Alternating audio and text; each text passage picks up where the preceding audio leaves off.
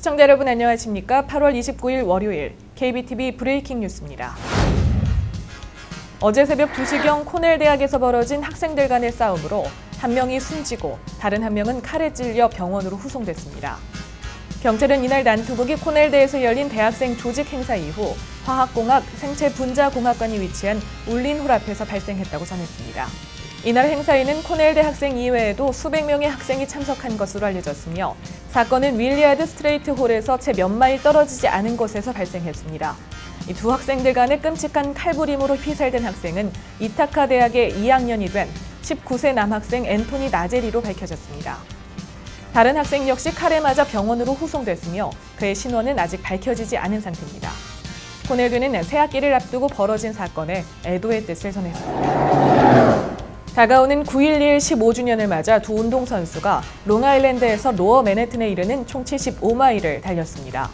달리기 선수 에바 캐셀과 핸드사이클 선수 마이클 로쉐는 이번 9.11 기념 달리기 여정을 15년의 발자취라고 칭했습니다.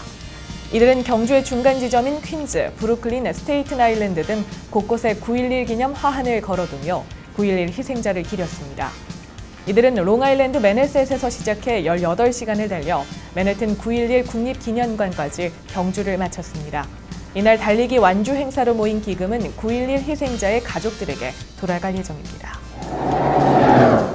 지난 27일 뉴올리언즈에서 올랜도로 가던 사우스웨스트 소속 여객기가 비행 중 엔진 고장으로 비상 착륙했습니다.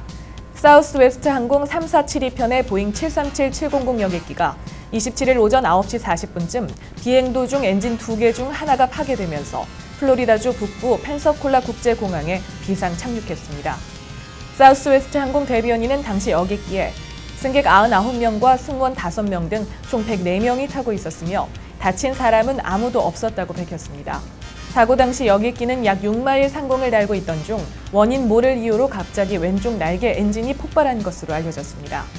현재 연방항공청과 연방교통안전위원회가 정확한 사고 원인을 조사하고 있습니다. 그런가 하면 어젯밤에는 미국 로스앤젤레스 항공에서 정체를 알 수 없는 굉음으로 승객들이 비상 대피하는 소동이 벌어졌습니다. 어제 오후 8시 45분 공항 4번 터미널 근처에서 여러 차례의 굉음이 들려 승객들이 경찰에 신고하고 대피하는 등의 소동이 빚어졌습니다. 굉음을 총성으로 오인하고 혼비백산하는 바람에 공항 바닥에는 사람들이 미처 챙기지 못한 짐들이 뒤섞이기도 하는 등 혼잡한 상황이 연출되기도 했습니다. LA 경찰은 총성이 들려왔다는 신고를 받고 조사한 결과 총성이 아닌 단순한 굉음이라고 밝혔습니다. 이 사건으로 한때 공항 출입이 통제됐으며 비행기 착륙도 금지됐지만 오늘 아침 8시부터 정상 운행이 재개됐습니다. 멕시코 북서부 소노라주와 미국 애리조나를 잇는 비밀 터널이 발견됐습니다. 멕시코 연방경찰은 이 터널이 최대 마약 조직 시날로아 카르텔이 만든 터널로 보인다고 밝혔습니다. 시날로아 카르텔은 멕시코 마약왕 구스만의 범죄 조직입니다. 이 터널의 길이는 약 105피트로 멕시코 영토의 5피트, 미국 영토의 100피트 뚫려 있으며 터널의 절반은 벽면에 목재빔이 설치돼 있으나 나머지는 돌과 진흙이 그대로 드러나 있습니다. 경찰에 따르면 이 터널에는 아직 출구가 없어 건설 중에 발견된 것으로 보입니다.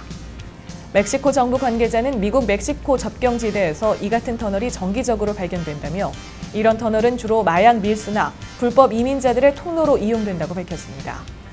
지난 4월에도 미국 정부가 멕시코 티후아나에서 미국 샌디에고의 오타이 메사까지 있는 2,500피트 길이의 불법 터널을 발견한 바 있습니다. 한편 샌디에고에서는 마약 밀수출 대금으로 보이는 300만 달러를 싣고 가던 차량이 붙잡혔습니다. 캘리포니아 샌디에고 국경 수비대는 멕시코 접경지대에서 34,000달러를 실은 2대의 차량을 붙잡았다고 밝혔습니다.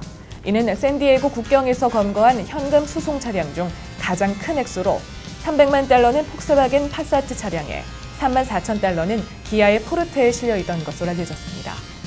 경찰은 파사트를 몰던 41세 남성과 포르테를 몰던 53세 남성을 체포해 현금 미일반출 혐의로 수사 중이라고 밝혔습니다.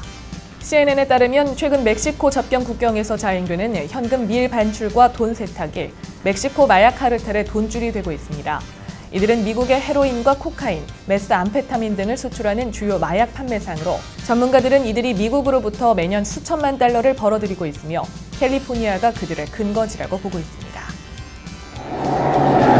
각종 사회 기반 시설 구축 공사에 광범위하게 사용되는 구리값의 하락은 글로벌 경기 둔화의 늪이 한층 깊어질 수 있다는 경고 등으로까지 받아들여집니다. 런던 금속거래소의 자료에 따르면 국제 구리 재고량은 10개월 만에 최고 수준으로 늘었으며 중국 세관 자료를 보면 지난달 중국의 정제 구리 수입은 25만 1,000톤으로 17개월째 최저 수준에 그쳤습니다. 현재 구리 선물 가격은 1톤당 4,800달러대를 기록하고 있습니다.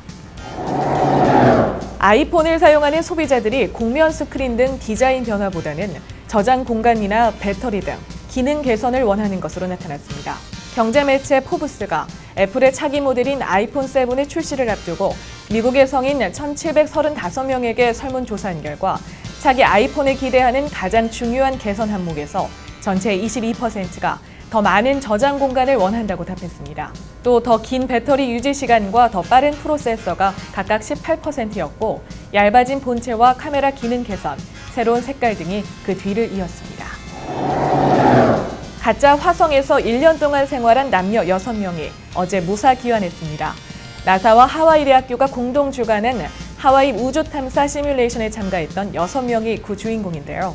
이 실험은 2030년 실제 우주인을 화성으로 보내기 전 관련 연구를 위해 실시된 것으로 미국 건축가와 독일 물리학자, 프랑스 우주생물학자 등으로 이루어진 6명은 2015년 8월 28일부터 하와이 마루아노라 화산에서 1년 동안 고립된 화성을 체험했습니다.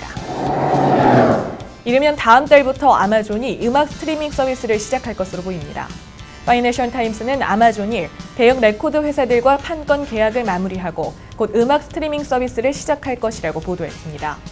이는 아마존 프라임 서비스에서 음악 부분을 따로 떼어내는 것으로 아마존은 이미 지난 4월 넷플릭스에 대항하기 위해 아마존 비디오를 독립 서비스로 출범하기도 해 업계에서는 아마존이 동일한 전략으로 음악 서비스를 시작할 것으로 보고 있습니다. 빅뱅 이론 연구로 1980년 노벨 물리학상을 공동 수상하기도 했던 제임스 크로닌 미 시카고대 명예교수가 향년 84세로 별세했습니다. 크로닌 교수는 미네소타주 세인트폴에서 사망했으며 사인은 아직 알려지지 않았습니다.